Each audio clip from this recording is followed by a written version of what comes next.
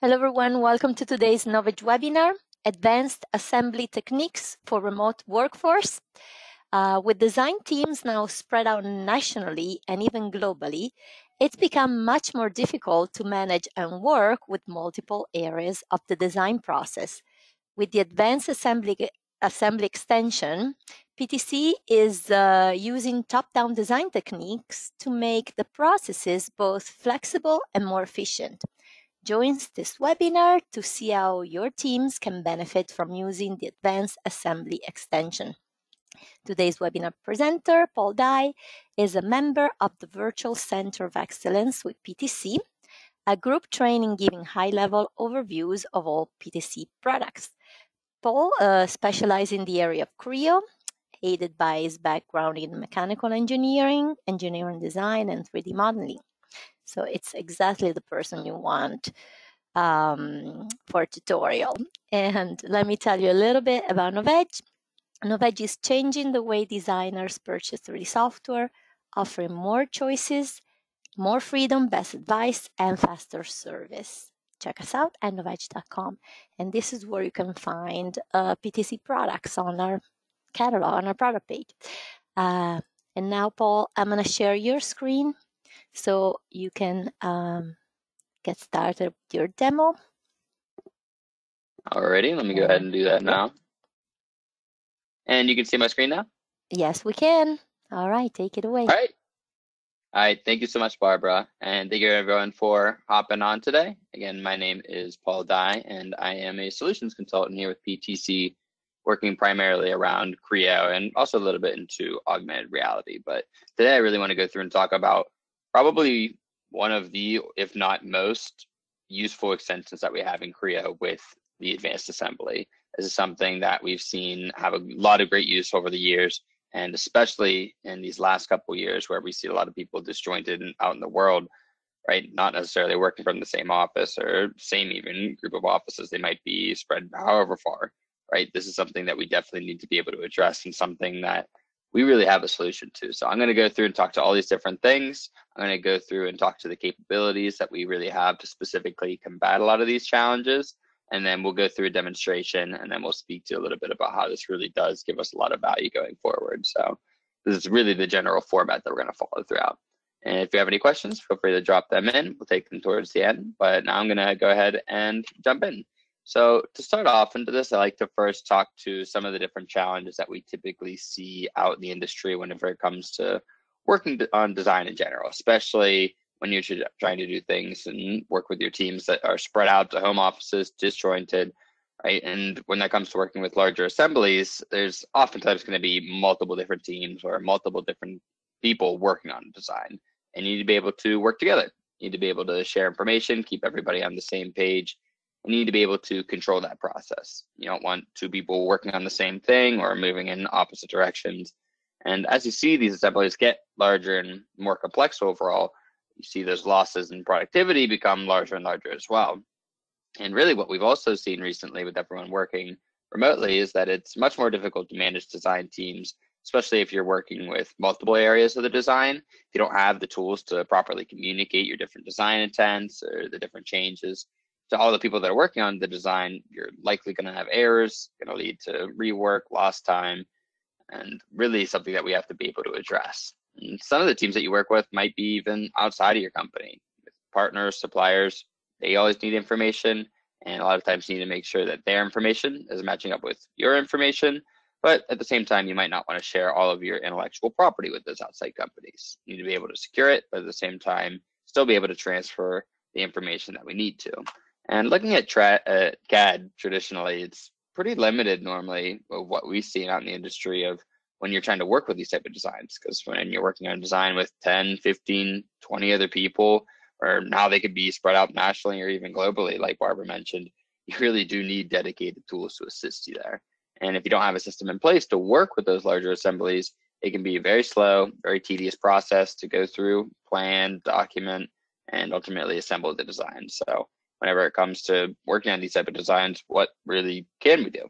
Well, our solution to that, and really a lot of these challenges within Creo to address those problems, is with the Advanced Assembly extension, or I'll probably refer to it as AAX throughout this, but really what this extension does is give you design tools specifically built to combat the challenges that you see with these large and complex assemblies. So really targeted at speeding up the assembly process among your design teams, with outside teams, even ultimately down to manufacturing, and then being able to effectively manage everything throughout that process, regardless if the team is all within the same office or not. So speaking to some of the capabilities, it really first and foremost begins with the idea of top-down design. This is a major focus here with advanced assembly, being able to plan out the framework of how an assembly is going to go together, what it's going to look like, and have that kind of thing planned out from the beginning. First and foremost starts with the idea of skeleton models. This may be something that you've heard of before or tried to work with at some point in the past, but these are really laying the framework for which areas of the assembly that we're working on, give us the ability to share and work with only the areas that we're concerned with. And throughout this, we have a reference viewer that you're using. So this is our tool for viewing and also managing all the different references and the dependencies for our parts, our assemblies, sub-assemblies, whatever it might be. And again, full control over that. It's a very visual tool for doing this, defining the scope of the model, seeing exactly where each part is connecting in together. We really want to manage those references so we don't have things later on down the road when you try to make changes. You don't have things flash red or sirens going off. We just want things to be more flexible over time. So whenever we need to make more of those late stage changes, we're able to do that sort of work. Right. Moving on, there's also the idea of concurrent design, and this works pretty similar, but the idea here is now we're going to be working together. Right, so at the same time, one designer might be in charge of a certain part of the design, while another might be in charge of another area. And with AAX, you can use things like publish geometry or copy geometry. These are things that I'll show throughout the demo. But this is really the idea of being able to only access the parts of the model that you need without having to pull up the entire rest of the model. Right, so for example, here, everyone on this team, like you can see here, has their own area of the design. Right. One area might be working on the handle, someone might be working on the blade. And what they're doing is they're working with a lead integrator or designer who's publishing off certain pieces of geometry from an overall sketch. That would be your skeleton geometry in this case. And they're only publishing out the areas that each designer might need. But at the point where they might get together and do a design review, or they're working together, right? Whenever you want to say, hey, maybe what does this handle look like if it was a little bit less curved, or what if it had 3 notches instead of 2? Well, instead of everyone having to go back on their own, make their own changes, everyone's able to immediately update for those type of things and really work throughout that process. So a couple different areas of work there. And that's really the idea of data sharing. And you also have the use of inheritance models, and this is controlling whenever you make changes to certain parts or certain sub-assemblies, whether or not those changes then get propagated down the line to certain things that are based on those inheritance models. So you could set up multiple inheritance models, one for design, one for manufacturing, maybe one for analysis. That's the one that we typically see. So it's something else that you are going to be working with when you work around this top-down or concurrent type of design work. We also need to work with assembly configuration. We have tools like interchange groups for things like fastener attachments, where they might always go on the same way. Right? I don't want to have to spend time every single time to set those up individually. So if you have something like you see here, an electronic custom fitting, where you're just trying to make it mount, well, all we want to do is just pick the face it goes on, give it a location, and be able to swap those out depending on what you might get. And that's really the idea of design to order. So this is where you're starting with a standard configuration. Then you have 5 pieces that can be easily swapped out with one another based on a certain customer's orders, where you might never build one particular configuration, but you're always ready in an instant to go ahead and get whatever new configuration you need just based on whatever order that you have. We also want to be able to define process planning. So how does the model go together? Well, you need graphics, you need build materials, you need to do all that for manufacturing to show how the model goes together. And we want to define that using all of our engineering information. We don't want to have to recreate all that later. So advanced assembly allows you to do this sort of assembly process planning right from the get-go and take that all from the models that you're working with and really automate the creation of those assembly instructions. And ultimately, all of these things work in very well with our different visualization and performance management tools. So if you have a big assembly, that could be a lot of data that your computer has to crunch. And we really give you the tools to control that. If you only want to work with certain areas, or only want to look at a certain area, be able to turn the other areas off. So for example, show certain parts only as a shrink wrap, just reducing the time it takes to load up that geometry, put it to memory, work with it. So these are all things that are part of what we do in the assembly or advanced assembly process, and all the things that we're really working around with this extension. All right, so what I want to do now is take a moment to go through a demonstration of this, go through and show you a couple different examples so you can really see what this looks like in the context of Creo.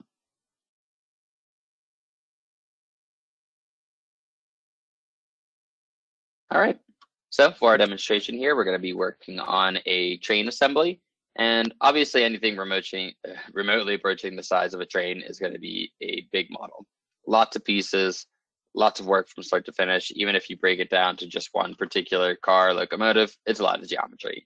And advanced assembly is all about managing the model, keeping track of when you're working among your teams of who's controlling particular geometry, who's working on certain areas. It's really what AAX or advanced assembly extension is all about. And a lot of it, like I mentioned earlier, revolves around the idea of skeleton models. And skeleton models can be lines, arcs, curves, surfaces, anything that you need to set the overall control for the model. And the idea is once you have your skeleton model, I can say, okay, go in here, take those surfaces, take these curves, and I'm going to publish them out. And I want to use them for, in this case, structural components. And then we can make another set of published geometry that we want to send out to someone using that same skeleton model. And maybe grab this surface over here, a couple different sets of curves that we need. It's really whatever makes sense, curves, lines, arcs, points, any references that you're going to be using downstream. In this case here, we need a couple things for the interior. So we need the windows or the sketch for that window. And I'm grabbing all of this from the skeleton and specifically grouping them into these published geometries and giving them a name so they're easy to find, make use of later on. And now I've got my skeleton sort of set up. So initially here we can go into my structural model. And inside that structural model, I have the skeleton model. And what other geometry do we have here? Looks like it might be some that I built out. I'll go ahead and also grab that set of published geometry that I had from earlier. And we'll put that inside of our structural skeleton for my car structure. And same thing here with my interior subassembly. I'm going to go ahead and copy the geometry that I had from before. In this case, the published geometry that we called for interior. All right, so now we've got these components sort of fed down from my skeleton model down to their individual subassemblies. And let's open one of these up. Let's go into the structure. And that's really part of the idea here is now I could be working on the structure model. Someone else on my team could be working on the interior, and we're not getting in each other's way. We're not stepping on each other's toes. And that's really because the skeleton that's coming from the top level is controlling this work that we're doing here. And what I'm doing now is I know I need maybe some additional support hoops to help that structure. And I can simply use the curve that we pulled in from that set of published geometry. In this case, I'm just going to do a sweep of that shape to show you how this would work. Go ahead and sweep that section along the curve. And now I've got my beam profile. And from that point, it's really just some standard Creo work. We can cut out where the upper support structure goes, shell it out to a different shape, whatever you're going to do, just some standard work. And the idea is here that the master overall shape is being controlled by that top level skeleton geometry. And that's what advanced assembly is all about, making it very easy to make those connections, to control them, and as we can see here, changing them. So we can go ahead and pattern that hoop along the length of the cart. And now my support structure looks good. I got my new hoops, all that new geometry. So I can go ahead back here and turn on my structure assembly. And for some of these things, you'll notice that I'm using lightweight representations. If I don't need to see all the part or just certain parts in particular, we can turn them off or on there. All right, and here we're going to be working on the interior. Maybe I need to put something on the wall, work with just a piece of this. In this case, I've got an existing wall that I'm going to punch out where the window goes. Well, we need to know what's the size, what's the shape of that window. In our case, we can just use the geometry that we pulled down from the skeleton. We'll go ahead and grab that loop that we had, and in this case, we're going to make a form feature out of it. We're going to go ahead and assume this is a sheet metal piece. It's punched out and give it some thickness. In this case, I'm giving it a little bit extra because I know I'm going to trim it down right afterwards based on the surface that we pulled from the master model. And we'll quickly here give it a taper, just round off some of those hard edges. And again, it comes out a little bit further than we need to, so let's go ahead and cut it down based on that curve that we brought in. Do that, make sure it goes on both sides there. All right, Again, I use the copy geometry for that. We're still letting the master control all that. If there's any changes, it would go through and change this, but I use it right here inside of my whole work. And again, I don't have to have the whole train. If I'm just working on the interior, don't have to load up the rest of that geometry. All right, walls are looking pretty good. Our passengers can actually see outside of the train now, so that's a good step. We'll go ahead and turn on everything else, regenerate the model, and we can go ahead and move on here. And we'll go back here to our top level. Again, if you're working on the top level, maybe you'll set the lower levels to a more simpler graphical representation. Don't need all the geometry or data being loaded up. And now let's go ahead and work on the doors. It's really the same sort of thing. I got my skeleton model here inside of my door assembly. I also have a shrink wrap with the rest of the geometry. I need to be working on the door. I want to see it in context with the rest of the piece, but maybe I don't necessarily want to work with the entire car assembly there. Well, again, I can bring down things like the shrink wrap of the existing floor structure, and we can just go through here and work around it. And one of the things that I want to show here too is that we have something called update control throughout this. So normally whenever we make changes or something would get changed to a parent assembly or a parent part, it would automatically update like you see there. But you see we have some different options in terms of how this would actually go through and make updates. So one thing that we could do here is actually set this to do a manual update with the notification. And we'll see this later on where once we make these changes, instead of automatically updating, now we have a little bit more control over that to see exactly what's been changed before we decide whether or not we want that change to be propagated. And again, this will make a little bit more sense as we go along here. All right, so let's go ahead and use the surface feature, that surface quilt that we copied from the skeleton, and we'll make our door out of it. Go ahead and give it a thickness, cut out some windows, see how that looks. And again, this is going to be another big drawn sheet metal part, so we'll go ahead, shell it out here. Give it some cuts for the windows or a door section. Give it a thickness here. And set that to about 5. And that looks pretty good for the start of my door. So now I have the base structure there for the interior of the door. We can go ahead and turn on the rest of this so you can kind of see where we're going with it. And this is looking pretty good. So I got my door structure. Again, the door was defined using that master skeleton model that's controlling all of this. Let's go ahead and move back out so you can see everything. We'll set it to our master representation to see all that geometry. Turn on the rest of the model here. And this is all looking pretty good. So again, with the advanced assembly extensions allowing me to do these different representations, allow me to copy geometry to my certain areas I need to work with and feed that all down from our skeletons. And what I want to do now is show you a little bit about how we would actually go through and do a little bit more modeling with the overall card assembly. And one of the things, once we want to go through and make some changes, one of the best ways we have of doing that in Creo is with the design exploration extension. There's a very easy to use module that simply says, I'm going to keep track of what you're doing while you're working here. So once we're going to go through and make changes, what it's not doing is doing a file save as and make a copy of every different iteration that we're going to try out here. What it's actually doing is building out these checkpoints in this checkpoint tree, not new files, just something that we can check back to. And we're only going to actually save any of the changes once we get to the end or a certain point that we like, when we would go ahead and accept those changes. And this is something that's part of just the base of Creo now. If you have, a more up-to-date version of Creo, this is definitely something that you have access to. So something to check out and something that we can go ahead and try out here. So in my case here, maybe I need to go through and make a change to the overall profile of our cart. Maybe we're going to decrease that indent there for the outside. Well, what is that going to do to everything else that we have based upon that? Well, in my case, we could see here basically everything changes because it was all defined from that skeleton model. And that's exactly what we want. I've gone through, changed the walls, changed any of the pieces that were based on that. But notice one thing didn't change, and that's because earlier we actually said for the door we wanted that one to be associative, but I only wanted to update whenever I say that I wanted to, because I want to go through and really examine the different changes. So that's what we can do here, is show the specific differences. Right, so we could see exactly what happened. So show me what's been changed, show me what hasn't been changed, what's outdated, and we got that different profile there. And if I'm happy with it, we can then choose to do an update. So it doesn't have to be everything's controlled, everything updates automatically. You can really put specific controls on the areas that you want to manually have updates for. And again, using the design exploration extension, if I want to, I can add a checkpoint where I want to reference back to at any point and always keep working on from there. All right, so let's keep moving on here. Let's go ahead into our passenger car. Go ahead and open up a cross section so we can see what's happening inside here.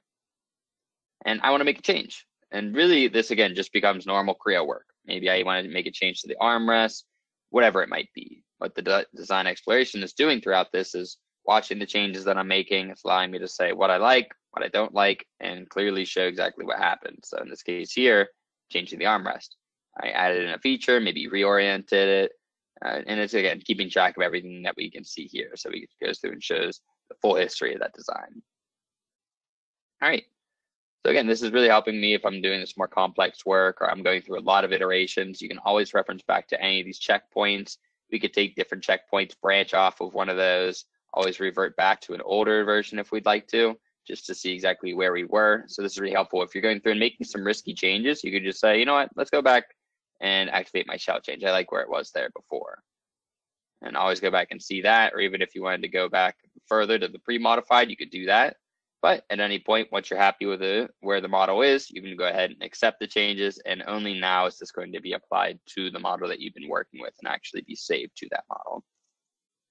All right, so we have our new shape, we got the new profile for the cart, and throughout all of this being controlled through the different capabilities that we have through the advanced assembly extension. Really gives me the ability to work on these type of larger assemblies much more quickly, much more flexible, and at the end of the day, a lot more control. So that's what we have here with the advanced assembly extension. Definitely happy to go through, show what that looks like here in the context of Creo.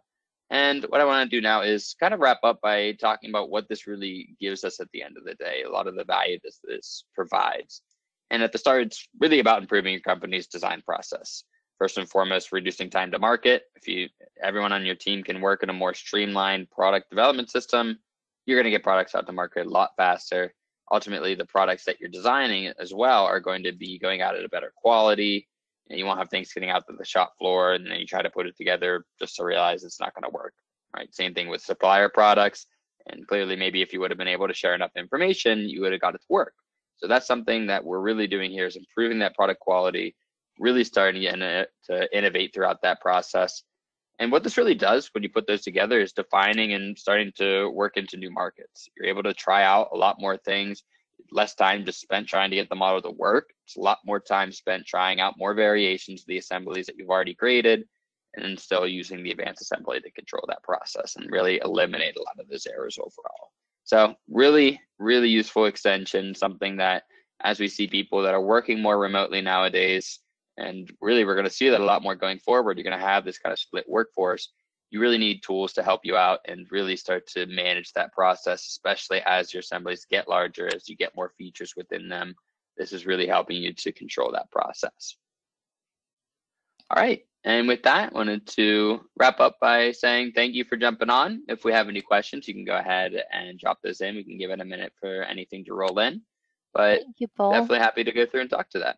Yeah, thank you, Paul. Thank you for PTC for making remote work so much easy. Yeah, especially for the one of us that love working from home. So great.